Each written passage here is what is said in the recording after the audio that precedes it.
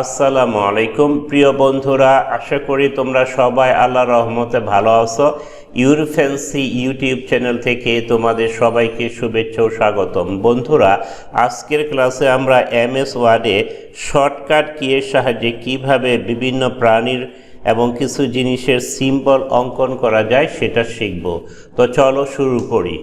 বন্ধুরা দেখো, আমি প্রথমে যে সিম্বলটি অঙ্কন করব শর্টকাট কির সাহায্যে সেটা হচ্ছে রোজ বা গোলাপ।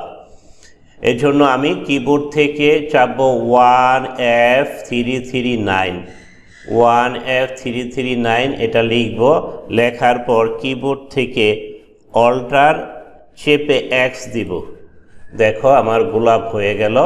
আমি এটাকে একটু বড় করে কালার করে দেই।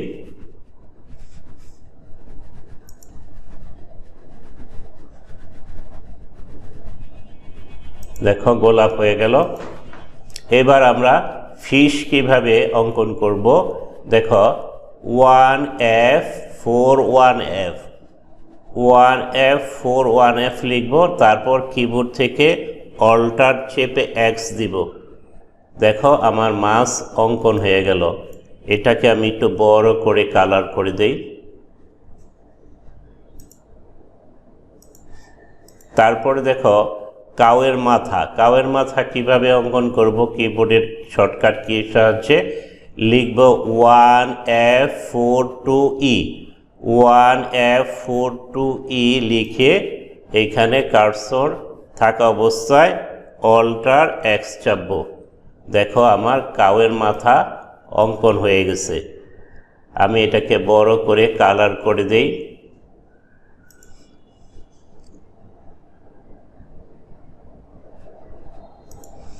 এবার আমরা চিকেন আঁকাবো। দেখো চিকেন কিভাবে অঙ্কন করব, কিবোর্ড থেকে লিখব 1F425 লিখে অল্টার এক্স দিব।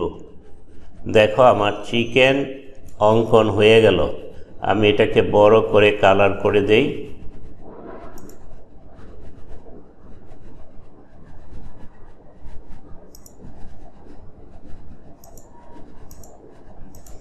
কালার করে দিলাম। এবার আমরা পিগ অঙ্কন করব। পিগ অঙ্কন করার জন্য লিখব 1F437 লিখে অল্টার এক্স দিব। দেখো পিগ অঙ্কন হয়ে গেল আমার। এটাকে আমি বড় করে কালার করে দেই। তারপর শিব বা ভেড়া অঙ্কন করার জন্য লিখব 1F411 লিখে অল্টার এক্স চাপব। দেখো আমার শিপ অঙ্কন হয়ে গেল। এটাকে আমি একটু বড় করে কালার করে দেই। এবার আমরা টাইগার অঙ্কন করব। টাইগার অঙ্কন করার জন্য লিখব 1F405 লিখে অল্টার এক্স দিব। দেখো আমার টাইগার অঙ্কন হয়ে গেল। আমি এটাকে কালার করে দেই। তারপর বার্ড অঙ্কন করব কিভাবে দেখো, বার্ড অঙ্কন করার জন্য লিখব 1F426 লিখে অল্টার এক্স দিব। দেখো আমার বার্ড অঙ্কন হয়ে গেল। এটাকে বড় করে কালার করে দেই।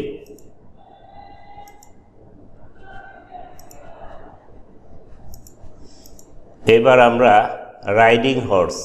দেখো আমরা রাইডিং হর্স কিভাবে অঙ্কন করব, 1F3C7 লিখে অল্টার এক্স চাপব। দেখো আমার রাইডিং হর্স অঙ্কন হয়ে গেল। এবার আমরা এলিফ্যান্ট বা হাতি অঙ্কন করব।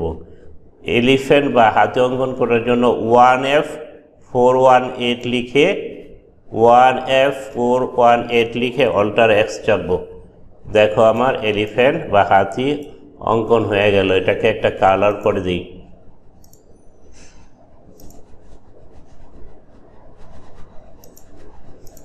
এবার আমরা একটা আমব্রেলা বা ছাতা অঙ্কন করব। আমব্রেলা বা ছাতা অঙ্কন করার জন্য লিখব 2602।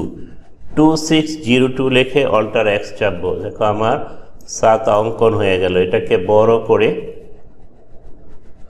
আমি অন্য একটি কালার করে দিই, কালো কালার করে দিই।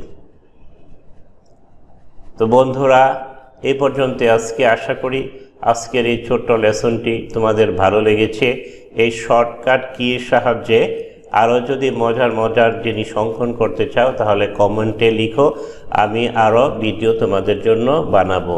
তো আশা করি আজকের এই লেসনটি ভালো লেগেছে। যদি ভালো লেগে থাকে তাহলে লাইক করো, কমেন্ট করো, শেয়ার করো, সর্বোপরি সাবস্ক্রাইব করো। তোমাদেরকে অসংখ্য ধন্যবাদ জানিয়ে এবং আগামী ক্লাস দেখার আমন্ত্রণ জানিয়ে শেষ করছি। আল্লাহ হাফেজ।